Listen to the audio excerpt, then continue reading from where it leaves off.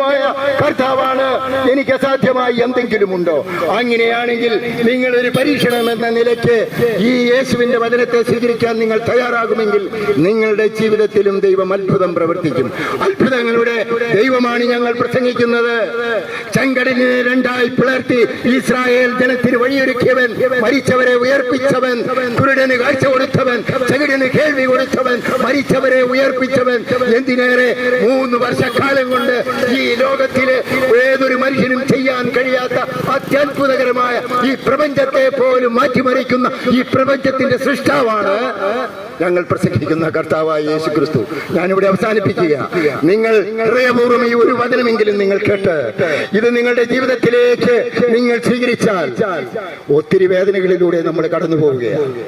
ഈ സമൂഹം തന്നെ വലിയ ആപത്തിലൂടെ കടന്നുപോയിക്കൊണ്ടിരിക്കുക.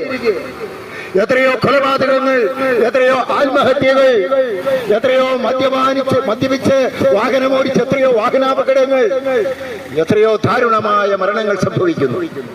ഇതിനെല്ലാം ആകെയുള്ള പരിഹാരം കർത്താവായ യേശു ക്രിസ്തു. യേശു ക്രിസ്തുവിന്റെ നാമം നിങ്ങൾ വിളിച്ചപേക്ഷിക്കണം.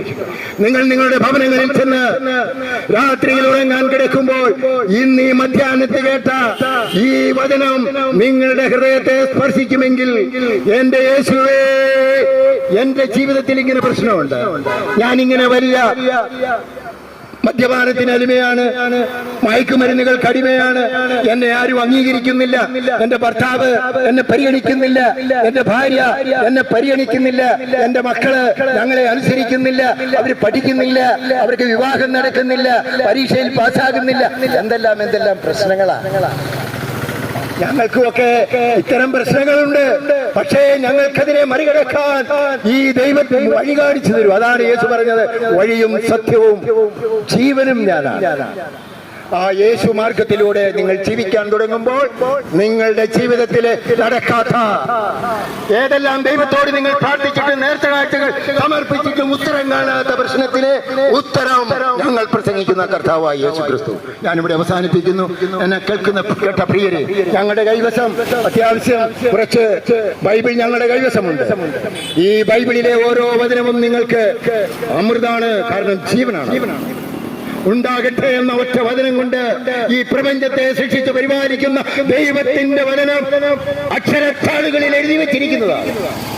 സ്വീകരിക്കാൻ സാധിക്കുമെങ്കിൽ സ്വീകരിക്കും. അതല്ല നിങ്ങളുടെ അഹങ്കാരം നിങ്ങളെ സമ്മതിക്കുന്നില്ലെങ്കിൽ ഇന്നല്ലെങ്കിൽ നാളെ ദൈവം നിങ്ങളെ തൊടും. കാരണം യേശുവിന് ആരോടും വിരോധമില്ല, ശത്രുതയില്ല. ഞങ്ങളിവിടെ നിന്ന് പ്രസംഗിക്കുമ്പോൾ ഒരുപക്ഷെ ഞങ്ങൾ